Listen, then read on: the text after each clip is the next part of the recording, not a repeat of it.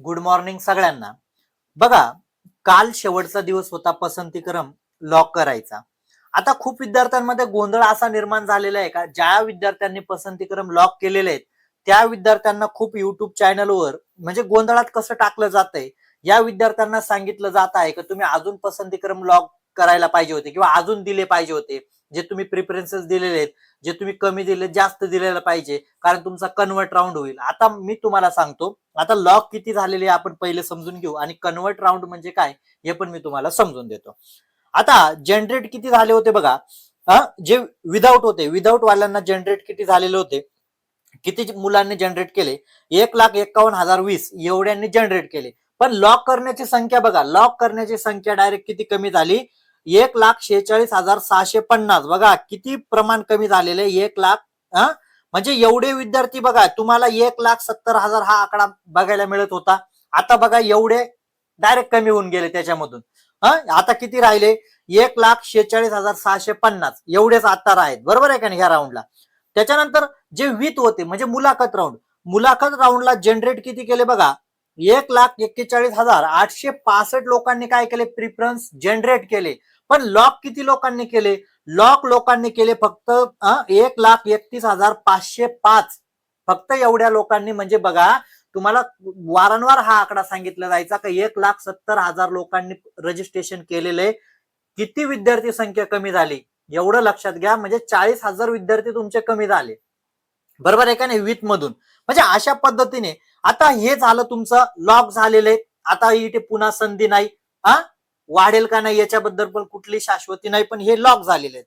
आता तुम्हाला खूप युट्यूब चॅनल वाले काय सांगताय का कन्वर्ट राऊंड होणार, कन्वर्ट राऊंड होणार. आता मला सांगा, आता खूप विद्यार्थी काय म्हणतात का सर आम्ही प्रिफरन्स खूप कमी दिले आणि आता युट्यूबवर मी बघितलं का कन्वर्ट राऊंड होणार आहे, मग आम्हाला कन्वर्ट, आणि एक कन्वर्ट राऊंड मध्ये तुम्हाला परत प्रिफरन्स देण्याची संधी मिळत नाही. जसं आता तुम्ही निवडलेले आहेत त्यामध्ये निवडता येईल का, तर अजिबात निवडत नाही. जे तुमचे जुने प्रिफरन्स आहेत त्याच्यावर कन्वर्ट राऊंड होतो.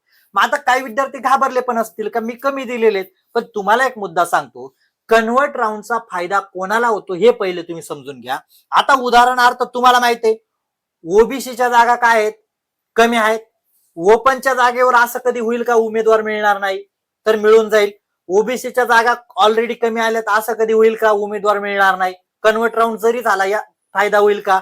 एससी कॅटेगरी, एससी म्हणतोय, एससी कॅटेगरीला, एससी कॅटेगरीला बघा किती जरी काही केलं तरी कन्वर्ट राऊंड जरी झाला तर कन्वर्ट राऊंडचा फायदा होईल का, कारण ऑलरेडी जागा काय आहेत, फार कमी आहेत. एनटीआय कन्वर्ट राऊंड झाला फायदा होईल का, कारण ऑलरेडी जागा कमी आहे. आता तुम्हाला एसीबीसी असेल किंवा ईडब्ल्यूएस असेल, हे विद्यार्थी मोठ्या प्रमाणात उपलब्ध आहेत. हे काय असतात, टीईटी सीईटी पास असतात, बरोबर आहे का नाही. म्हणजे कन्वर्ट राऊंड जरी झाला तर या कॅटेगरीला फायदा होईल का, तर अजिबात होणार नाही. कन्वर्ट राऊंडचा सगळ्यात जास्त फायदा होत असतो एसटी कॅटेगरीला. कुठल्या कॅटेगरीला, एसटी कॅटेगरीला. कारण का, तुम्हाला माहित आहे एसटी कॅटेगरीमध्ये पात्रताधारक उमेदवार सीटीईटी पास असेल, पेपर 1 असेल, पेपर 2 असेल, मॅथ सायन्स असेल, या विद्यार्थ्यांची किंवा इंग्रजी असेल यांची फार कमी आहे, यांची फार कमी आहे.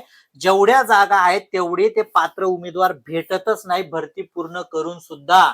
म्हणून कन्वर्ट राऊंड मध्ये फक्त जे एसटी कॅटेगरीचे जे उमेदवार आहेत त्यांना जास्त संधी मिळते, कारण त्याच जागा काय असतात, रिक्त असतात, त्याच कन्वर्ट मध्ये पुन्हा भरल्या जातात.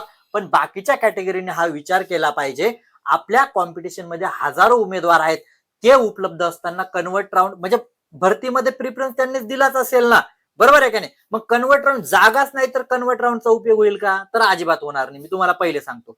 त्यामुळे ज्या कॅटेगरीच्या जागा कन्वर्ट राऊंडला येतात तिथे होतं. अजून कन्वर्ट राऊंड कसा होतो बघा, अजून तुम्हाला एक सांगतो कन्वर्ट राऊंड कसा पद्धतीने केला जातो हे तुम्हाला सांगतो बघा. आता उदाहरणार्थ तुम्हाला माहिती आहे महिलांसाठी जागा राखीव असतात 30%, बरोबर आहे का नाही. महिलांसाठी समजा जागा राखी, त्याच्यानंतर जे आरक्षण असतं बघा, तुमचं माजी सैनिक वगैरे यांचं आरक्षण आडवा आरक्षण म्हणतो, काय करतोय, आडवा आरक्षण म्हणतोय.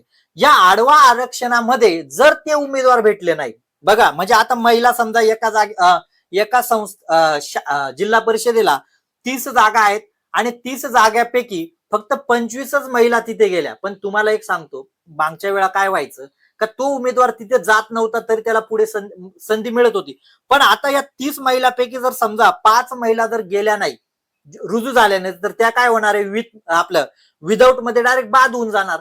मग जर त्या बाद होणार असेल तर असं काय करतील का स्वीकारणार नाही, त्यांना ते स्वीकारावंच लागेल, ते महिला असो किंवा पुरुष असो.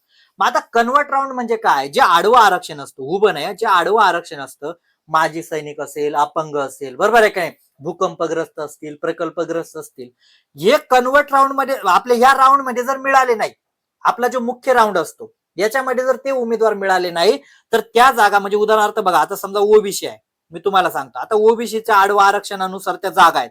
समजा ओबीसीच्या एखाद्या ठिकाणी 200 जागा आहे, पण तिथे माजी सैनिक हे 5 जागा आहेत, समजा माजी सैनिकांना 5 जागा आहेत किंवा भूकंपग्रस्तांना 5 जागा आहेत, हे मिळालेच नाही, तर मग ह्या 10 जागा कन्वर्ट राऊंडला कुठे जाणार, जे ओबीसीचं सर्वसामान्य वर्ग आहे, हा सर्वसामान्य ओबीसीचा, तिथे मध्ये हे 10 जाणार, हे 10 जागा तिथे जाणार, त्यांच्यासाठी कन्वर्ट होत असतो, त्याच्यासाठी कन्वर्ट राऊंड होत असतो. पण सहसा ओबीसी असेल वगैरे या विद्यार्थ्यांचं प्रमाण काय, मोठ्या प्रमाणावर तिथे उपलब्ध होतात. पण एसटी कॅटेगरीमध्ये माजी सैनिक असेल वगैरे हे काही सहसा उपलब्ध होत नाही, म्हणून काय होतात, ह्या जागा एसटी कॅटेगरीमध्ये त्या कन्वर्ट मध्ये येतात, त्या विद्यार्थ्यांना जास्त फायदा होतो. त्यामुळे मी प्रिफरन्स फार कमी दिलेले आहेत, मला जास्त फायदा होईल का किंवा होणार नाही, मला अशा पद्धतीच्या गोंधळामध्ये राहू नका. जर विद्यार्थी भेटले नाही तर गोष्ट आहे, पण तुम्हाला माहिती आहे ओबीसी असेल, एससी असेल, एनटी असेल, हे कॅटेगरी भेटतात, एसटी सोडून, मी म्हणतो एसटी सोडून सगळ्यांचे उमेदवार काय करतात, भेटतात. त्यामुळे ही गोष्ट सर्वांनी लक्षात ठेवा, कळालं, नाहीतर मग खूप विद्यार्थी गोंधळ करताय. अशा पद्धतीने माहिती देतोय कारण खूप विद्यार्थ्यांचा गोंधळ चालू आहे.